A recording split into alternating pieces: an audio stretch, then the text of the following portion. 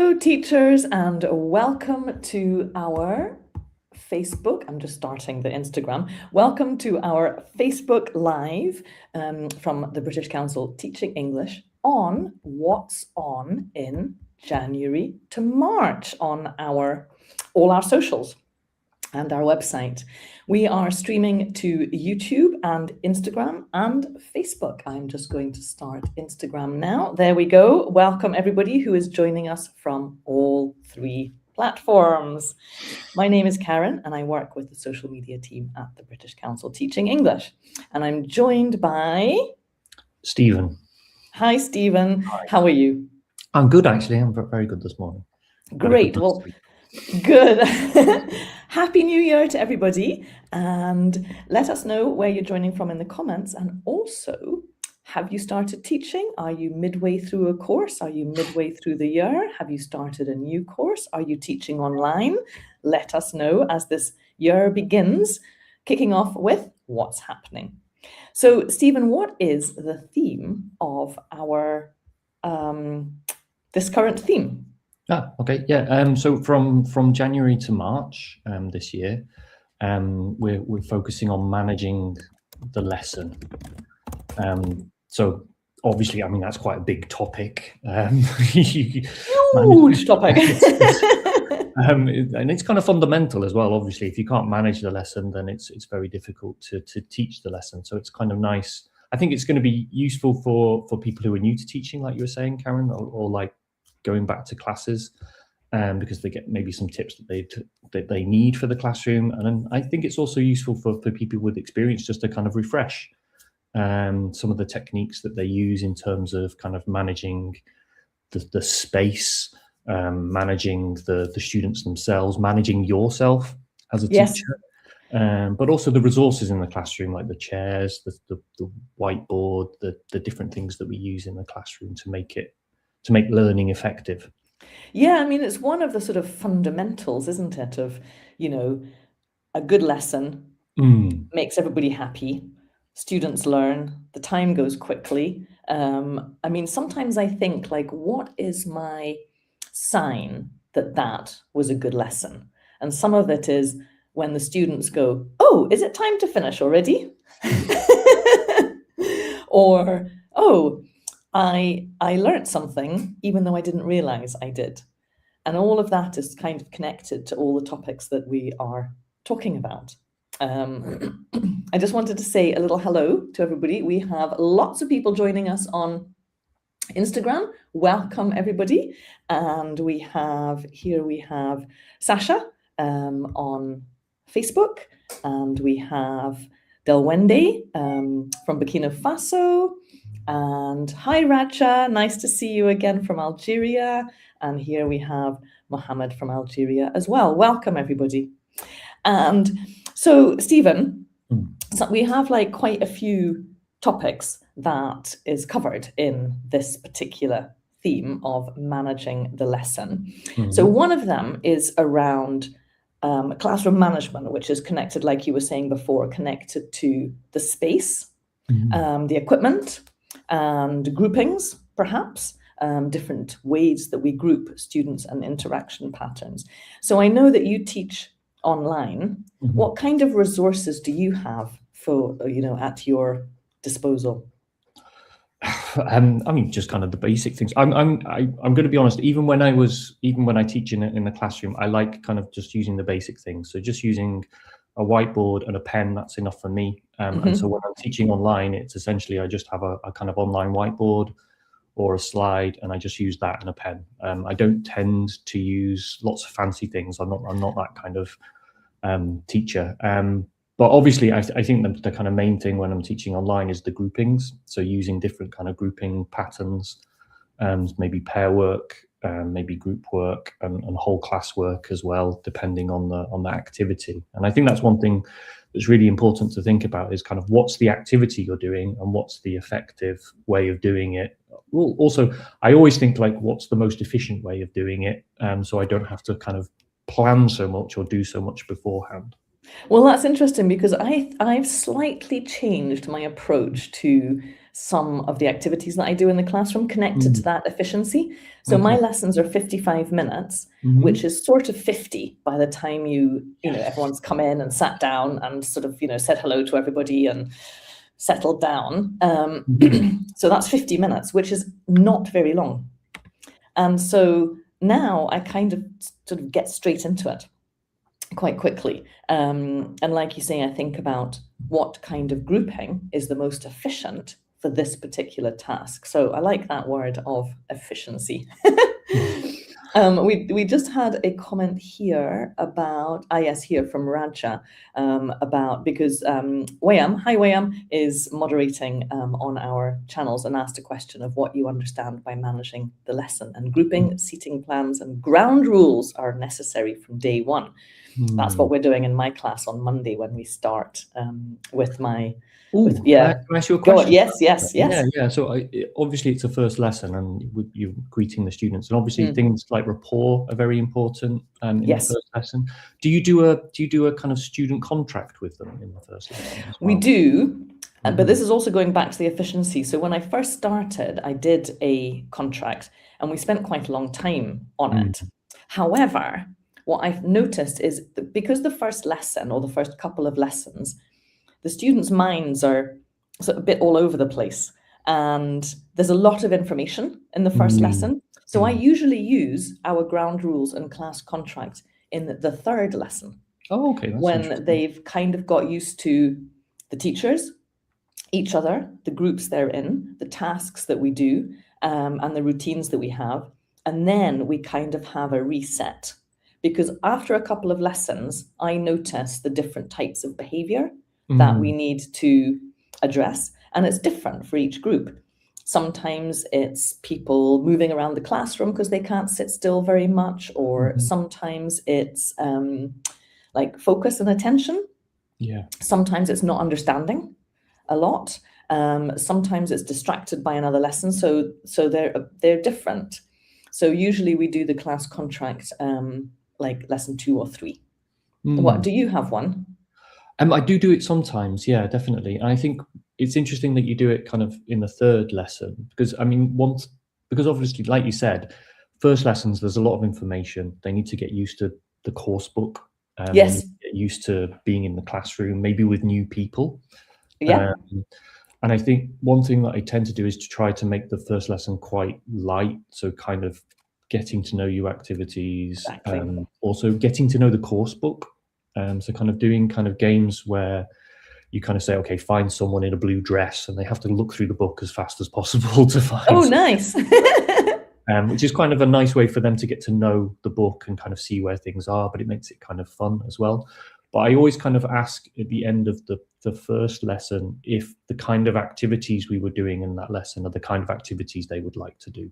So you kind of set like the ground rules of like, okay, so we're going to be talking to each other, we're going to be doing activities and games, so they kind of know what to expect in the future. That's interesting, because that's like expectations and the rules are kind of different. So I feel like I don't want to start off the first class with like all the negative, like can't do this and you're not allowed to do this and don't do this. And so turning it around a little bit into this is what we expect, and this is what we want you to do, and this is what it looks like, especially if they're not used to working together or thinking on their own or being a bit more independent. Yeah, I'm just going to go back. Go on. No. Go on, Stephen. I was just going to say there was such a great topic.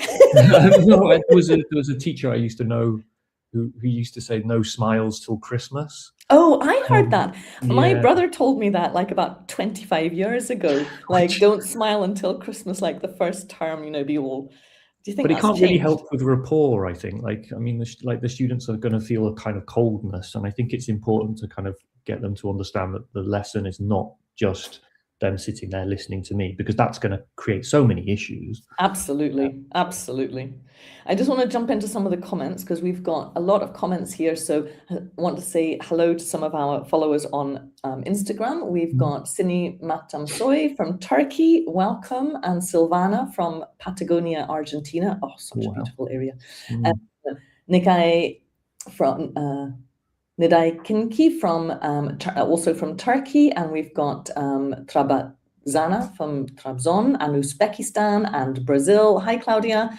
And Ethiopia. Oh, loads and loads and loads of people joining us from Instagram.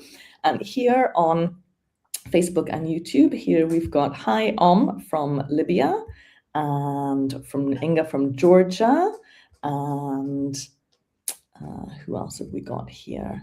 And we've got Sicily, Mariella.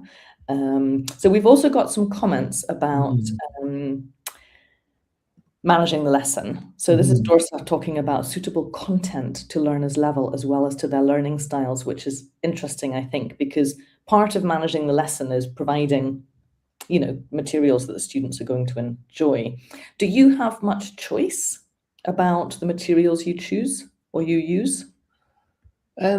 Choice within a framework. I think that's the thing. Like you have a syllabus and a curriculum, but then I have flexibility with the things that I can emphasize. So it was an interesting point, that point there about kind of towards the students' needs. So kind of prioritizing different things in a unit, which is going to help the learners more, and also the kind of prioritizing the kind of variety of tasks so you can appeal to kind of different ways of learning. Exactly. So yeah, I think that's definitely important. And also the kind of, because I think the comment also mentioned about learner level. Yes. And I think that's really important. And I think one thing to always think about is that kind of challenge, because I think sometimes we teach from a book, but maybe the students, they learned it the previous year, they kind of got it, they don't need to go over it again or learn about it. So kind of making sure that when you're doing it a second time, you're adding a little bit more challenge to it, maybe focusing on something different that they didn't focus on last year. So yeah, I mean, a kind of classic thing is like maybe with grammar points, we're English teachers, we like talking about grammar, but maybe the pronunciation of the grammar is more important to the learners than learning the form again.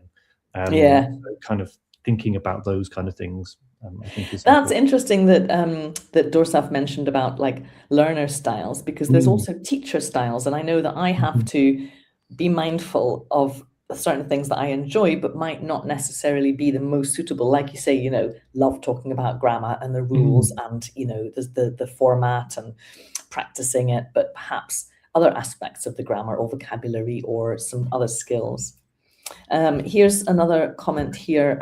This setting rules and routines from the beginning will create positive, healthy learning environment. I think having for students to know what the parameters are is very helpful for them. And here we have Khalik Noor from Afghanistan, and Raquel from Spain, and so many teachers joining us. And here's one from Rachna. Managing lesson depends on the interests and moods of my learners, like fashion, music, animals, and to expose vocabulary relating to the pertaining themes.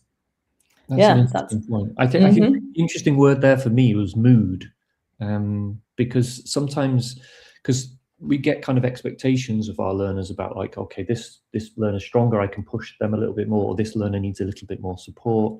But I think maybe some days the student that doesn't need the support does need the support, or doesn't, or is not in the mood for challenging themselves. So I think I think we're going to talk about this a little bit as well, Karen. You mentioned this before about kind of mixed ability classrooms. Yes, we will definitely be coming onto that. Yeah, and it's something that kind of, I think the thing is we've got to be flexible with it, because sometimes the learners that we expect more from, they're not in the mood for it that day. Maybe something happened at home, or they're just tired or whatever, and we can't always expect the same thing. So we need to think about the mood in the classroom on that day. Yes, and like feel the mood, you know, kind of, yeah. We've got a question, Stephen, from Hira on Instagram, who says, I've been seeing this vocabulary shift of using the word learner instead of students. What prompts this shift? Can you explain? If not, I can help. No, it's an interesting question. I mean, I think the thing is, students, it sounds a bit more kind of top down, doesn't it? Kind of like the teacher is, and you're there and you're studying, whereas the learner kind of makes it more kind of, what's the word? you've got more agency. Like Yes. you are the person doing it, and you are the person Doing the thinking learning. about. Yeah, and you're also thinking about, okay, how am I learning? What's best for me? So that's the way I would see it. Is that the way you would see it? Yeah, yes. Another aspect of it is that student is often the sort of perception of a student as someone at school and who's maybe under 18, whereas learner can be an adult. Like you wouldn't necessarily say a student at university, maybe, or maybe you would. That's interesting. Anyway, teachers watching, what do you think is the difference between learner and student? I know that there's been talk about trying to, like you say, bring more sort of ownership to the learner and more rather than a hierarchical thing, but also that learning can happen in so many different environments, not just in school. So it broadens out the different places that teachers work. Yeah, I think it also kind of maybe focuses more on what, because in a lesson, obviously a teacher has an aim for that lesson, but maybe the learner is not necessarily going to get from that lesson what the teacher wants them to get. Maybe they'll get Yes. they'll get something else from it, and because there's always something to learn from it. And I think that's something that maybe teachers need to have in mind, is that maybe they'll get 2 words from it that you didn't expect them to learn, but maybe they did learn them. Yeah, exactly. We've got another comment from Instagram from, oh, you're welcome here. She's saying thank you. From Willie Tacoyle, managing the lesson. Managing the lesson is the core for a positive learning experience. Absolutely. And we've got a question here from Amal on Facebook. Do you think icebreaker activities can help students in learning? 100%. Yeah, definitely. It's very hard, I think, to go into a lesson and just go straight into teaching something. And sometimes I've watched lessons actually as an observer, where maybe a teacher goes in and says, "Okay, we're going to learn grammar today," and oh, grammar! it literally sucks all the energy from the classroom. And so, kind of, especially I mean, it doesn't necessarily need to be an icebreaker. Like a big activity, it could just be like maybe a question that you pose to kind of get the students thinking, or you give them an anecdote about something that happened to you and ask them for their opinion about it. It can be something very small. Yeah. But that can just warm them up a little bit, because remember, when they're coming into the classroom, a lot of students, maybe they just studied physics, yeah. they've just had lunch, and they're or not really and they're not in an English state of mind. So you need to kind of ease them into the lesson rather than just throwing in, okay, let's look at third conditionals or something like that. But I think also it doesn't have to be long. Like, this is the thing when I was talking about, but I used to do quite long warmers that would take 10 minutes, and then we've lost a lot of the time in the lesson. But now I start with, hello, welcome, what did you just do? How was your weekend? Or like, I quite often notice if something is different, like, injuries, or if someone's not feeling very well, or if they're looking really happy, like how, what happened, do a little bit of sharing, like you say, to get into the zone of English. Yeah, I think I had a similar thing to you, Karen, in that I don't tend to just do warmers for the sake of warmers anymore. Usually the warmer would be what the lesson's going to be about. So, and feeds into the next, has a connection and exactly. a value. So it might be a fun activity, but it's then going to lead into what we're going to be learning that day. So I think it's really important to kind of make sure that the warmer is not just a standalone thing. It kind of leads into what we're focusing on. We've got a comment here, Raja. Learner is a learner, like as a learner can be throughout life. Yeah. Excellent. Yeah, absolutely excellent. Okay, so I think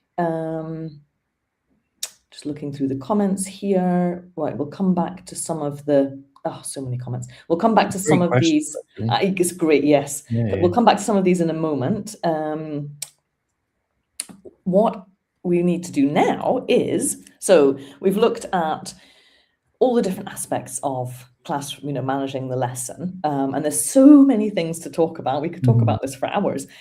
Pace and timing, and like, how you manage the physical space in the classroom. I mean, that's one of the problems for me, because I share a classroom, and so I can't change too much.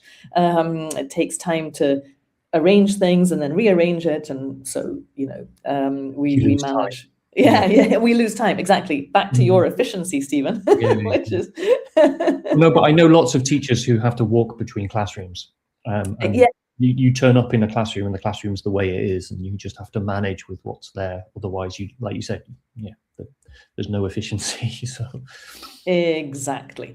I'm going to go with this question from this just popped up here because it leads into our next session. okay. How can I deal with a student who is misbehaving for attention in a way that achieves balance and doesn't encourage the behavior? So, Doa, you've come to the right place. There's no easy solution, but I think we all have some of those students. So, Stephen, where can we go to find information, or what are we offering on Teaching English that can help with some of these aspects that teachers are talking about? Classroom management, learner behavior, classroom layout, resources, checking instructions. Okay. Yeah. So, I mean, one of the main things that we're offering, as we offer every kind of theme, is the courses that Okay. are going to be running. So I'm there just are, going to share my screen, Stephen, and okay. show people how you can find how that goes. Okay, can you see that? So this is our homepage here. And if you go to our homepage on the website and click on this one, what's happening on Teaching English and managing the lesson. And here we have all the resources, as Stephen mentioned, training courses, lots of courses, events, webinars, classroom materials. Can you see that? So let's go to online training courses, which is, I'm going to stop sharing. If you can just start talking about it, and I'll bring it up in just a moment. Yeah, so there are kind of three main courses that we're offering to kind of focus on this topic of managing the lesson. Oh, these three here. Yeah, exactly. So zoom there's a in. brand new one, which is the one at the top, which is organising the classroom, which we haven't run before. So that's something that's quite exciting for us. And the kind of things that it's focusing on are some of the things that you're asking about. So it's about kind of managing the room itself and managing your board work. And that's always a problem that I've always had, is managing my board work effectively and kind of making sure the students, or sorry, the learners can get involved in board work as well. But also kind of the things that you were mentioning, Karen, about kind of starting, finishing the lesson, the kind of social language, and that you can use to kind of build rapport, but also kind of interaction, and how it's kind of based on, you need to change it depending on the activity. Maybe looking at the different layouts that you were mentioning as well, Karen, because maybe you don't have a choice about the layout, so you need to think about how to use that layout effectively, exactly, and the grouping effectively as well.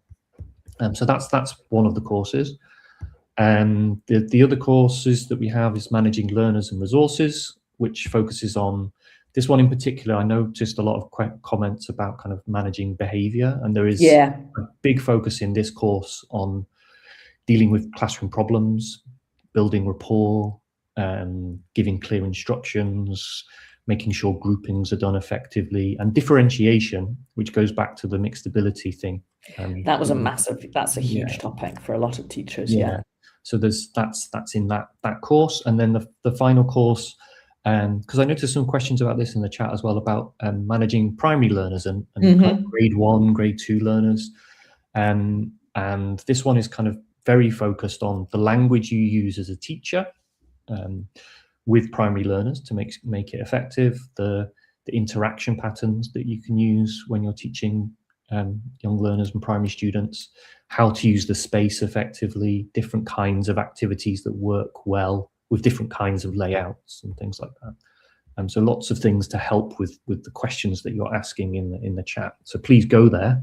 And obviously, if you join these courses, you can join the Facebook community as well, to discuss these kind of issues and get answers to your questions in more depth. Fantastic. That sounds very interesting. There's also a lot of like evergreen, so longer courses, and you can find all of those on the website as well. So we also have some live events coming up. Yes. And you can find out all about those on our Facebook page under More and Events. We have some community question and answers with some of our webinar presenters. So we pretty much have weekly Facebook events over the next 3 months. So watch out on our, keep an eye on our socials to find out more about those.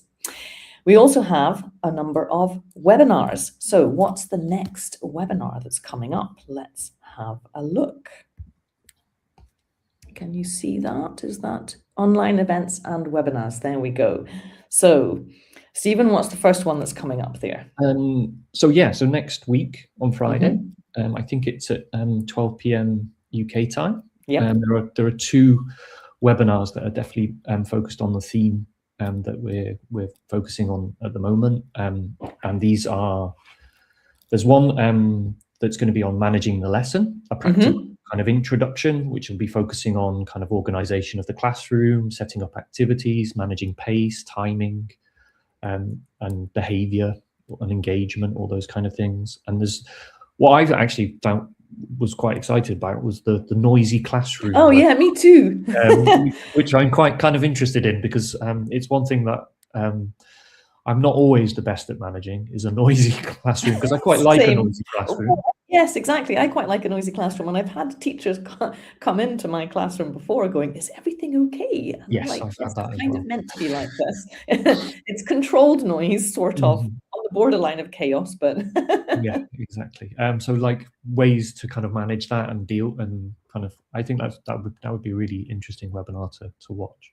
I think so. And you can sign up for those on our website. And also, if you go onto our website and have a look under webinars, you'll find them there. There's a teacher educator webinar on the art of mentoring that is coming up in a couple of weeks. We also have a lot of classroom resources, which you can find. I'll just share my screen again. You can find further down. So we've got lots of lesson plans here as well for all the different special days coming up, and podcast episodes. And we've got some deeper dives of publications if you want to learn about managing learning in a large class. Just to say, actually, that maximizing learning in large classes is a great resource. It is. Lots of really good ideas in it. Lots of really good ideas, and it's downloadable, so you can use that there. I just wanted to show you, if I can, one of my favorite resources is, if you go to the top here under the teacher pathways, this first one, getting started, and you scroll down to here, and here is a self-study book, which I'll just show you. Can you talk us through the self-study book while I bring it up? Is it the one that's... It's a theme-based workbook. Okay, so yeah, it kind of focuses on different resources that you can use, but you can also use it for self-study in terms of taking notes and kind of reflect on your learning. And you can also use it as a kind of diary to kind of think about things that you're using in the classroom, and then how you can change things and little tweaks. But yeah, like it says, we've just gone past there. It's got kind of like a kind of self-assessment. Yeah. Which I think is kind of helpful, actually. Although I always find self-assessments quite tricky, really. Kind of ticking a box is I always find it. Maybe I'm too harsh on myself, but I'm very harsh on myself. Yeah, exactly. I never give myself 5 stars. No, me neither. No. What I particularly like about this one is that further down under resources, which is on page 8, is a curated set of materials that you can click on and go to that resource. So 5-minute reads, 10-minute watches, 60-minute watches or users. And so I quite like that some lovely person has collated these all together and for us to save me a lot of searching. Yeah, and just in terms of that, with each of the courses that I was mentioning before, there is a workbook which is set up very similarly to this, with resources and also timings, like you said, Karen, so you know how much time that you can spend on it. Yes, exactly. So comments are flooding in. I'm just going to jump onto a couple of them. I just saw one here, which was, yes, from Raja about noise. We were talking about noise. Noise is considered part of the English classroom here, especially in primary, with all the songs and games. Mhm. So yes, noise is a necessary part of the classroom, but I suppose there's a fine balance. As long as it's not noise for the whole 40 minutes of the lesson, maybe. Exactly. Because obviously one part of managing the lesson is managing energy levels and kind of doing stirrers and then settlers. So I noticed that there's some last term, or was it last year? On one particular day when I was teaching, the class came in quite sort of lively because they just come in from the break, or sometimes they'd come from another lesson that was very exciting, and I needed to do a few calming deep breaths at the beginning of the lesson, just to kind of help them calm down. Okay, yes. So, my goodness, how time has flown by. It's amazing. We can just end from Antonia Interesting Live. Thank you very much, Antonia. It's been lovely to chat to all of you, and keep the comments going, continue the conversation. And over the next 3 months, we'll be delving further into all the aspects of managing the lesson. So do keep following us on our socials, check our websites, join and register for the courses, and let us know if there's any particular resources that you would like to have. We have a lot, and we can search for them and share them out. If you have any tips on managing the lesson, do share with us, and we can also share those with our wider community. So, Stephen, I understand you're teaching in a few hours. Yes, I am. So good luck with that, and Thank you. happy teaching, everybody. I start on Monday, so I'll be getting ready though I've already got my I don't know, I do old school planning, like with bits. I've discovered these little post-it notes. I love them. So wonderful. Thank you so much, Stephen, for joining us today, and we will see all of you very, very soon. Bye, everyone. Bye.